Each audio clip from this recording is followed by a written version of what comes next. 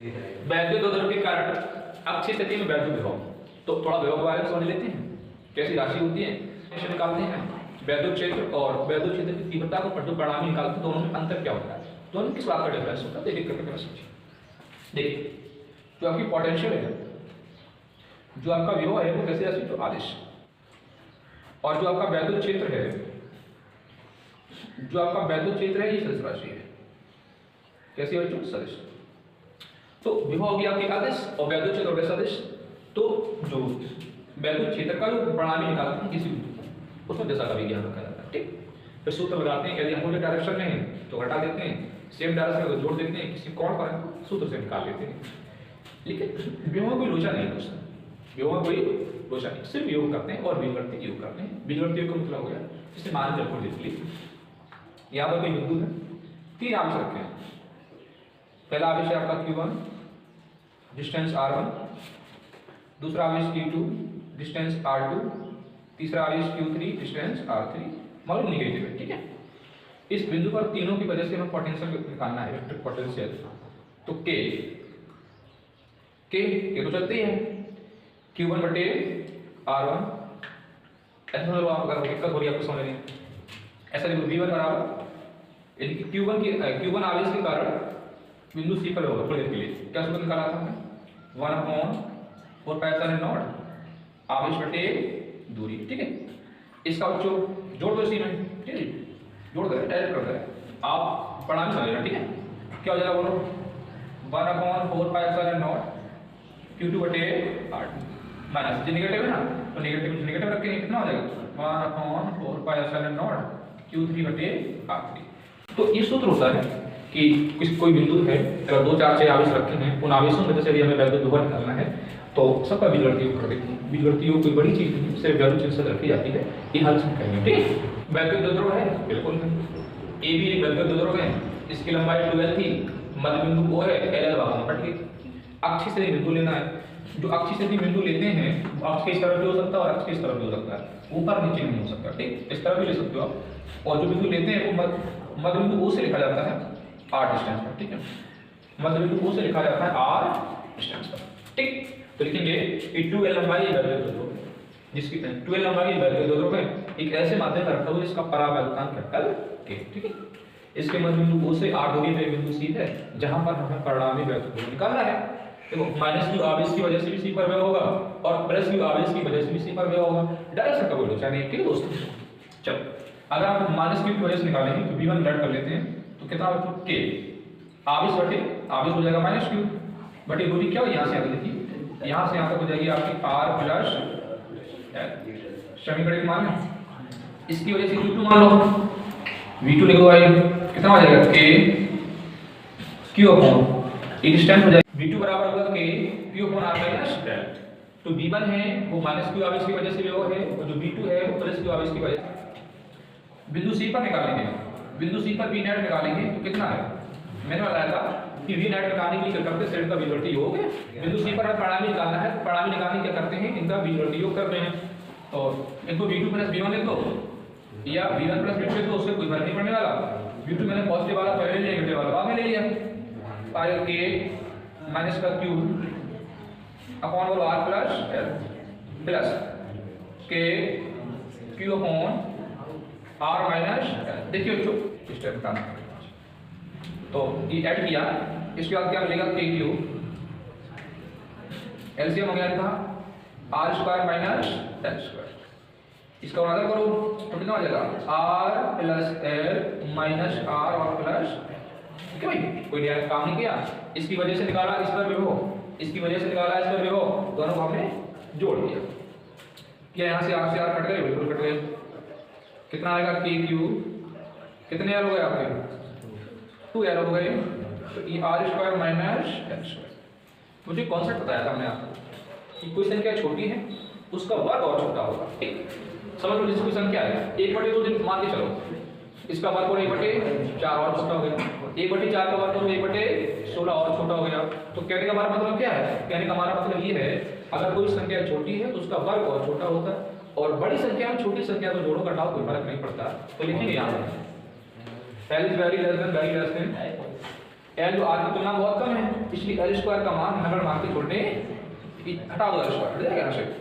तो V net आपको जो निकला है वो निकलेगा के 2q इकट्ठा कर लो 2ql, के लिख दिया 2ql बटे लिख दिया हमने r square minus l square गायब कर देंगे, तो पी हो जाएगा, ये हो जाएगा पी बटे आर, ये जो आपको फाइनल सूत्र।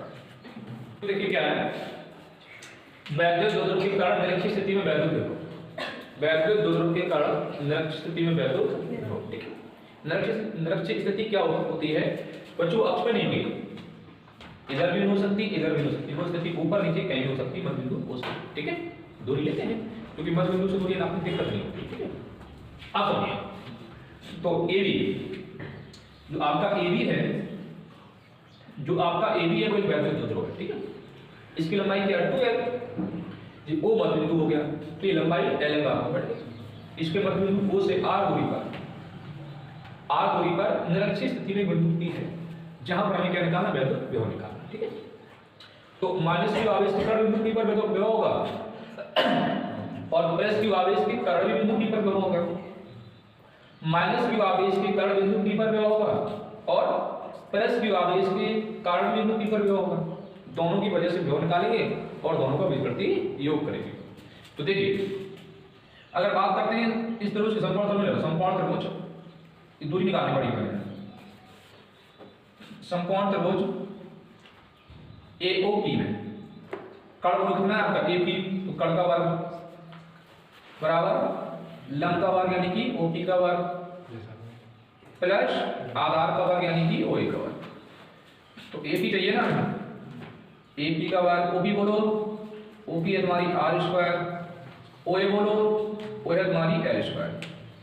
इसको सॉल्व करने के लास्ट में क्या मिलेगा, AB बराबर l square root of r square plus l square, जितनी भी चीजें उतनी नीचे हो जाएगी, यानी कि हम लिख सकते हैं AP बराबर BP बराबर स्क्वायर रूट ऑफ बोलो r स्क्वायर प्लस, ठीक है, इस टाइम बराबर होगी। अब माइनस q की वजह से बिंदु P पर विभव V1 मान लिया, क्या होगा बच्चों के आवेश बटी दूरी और आवेश क्या माइनस q, दूरी बोली दूरी आपकी AP है, AP का मान रखो, AP क्या रखोगे square root of r square plus l square. समीकरण नंबर 1, अब प्लस के क्रॉस में निकाल दो P पर, उसको हमने V2 लेट कर लिया, V2 बराबर के Q अपॉन ये हो जाएगा आपका BP, तो जी K Q बोलो BP under root r square plus, समीकरण 2 हो गया। अब निकालो बिंदु P पर क्या निकालेंगे, V equal to V1 plus V1 की value K minus Q under root r square plus, इसकी वैल्यू बोलो K Q upon under root r square plus positive negative cancel कितना आ गया, 0 आ गया। तो अब कॉन्सेप्ट याद रखो, इस सूत्र याद रखो कि वैद्युत द्वंद्व के कारण यानी डायपोल की वजह से निरक्षीय स्थिति में कोई बिंदु है तो उसमें पोटेंशियल कितना होगा आपका, 0।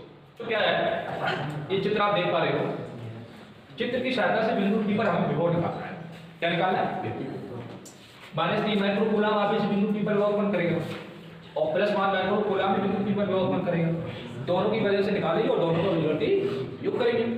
तो -3 माइक्रो कूलम आवेश की वजह से बिंदु P पर विभव V1 मान लिया, फॉर्मूला क्या होता है K, बच्चों K का मान रख लेंगे 1/4 ये 9 × 10⁻⁹, ठीक है, शोधा अनुसार K आवेश -3 माइक्रो कूलम, आवेश बटी दूरी कितनी 6 सेंटीमीटर,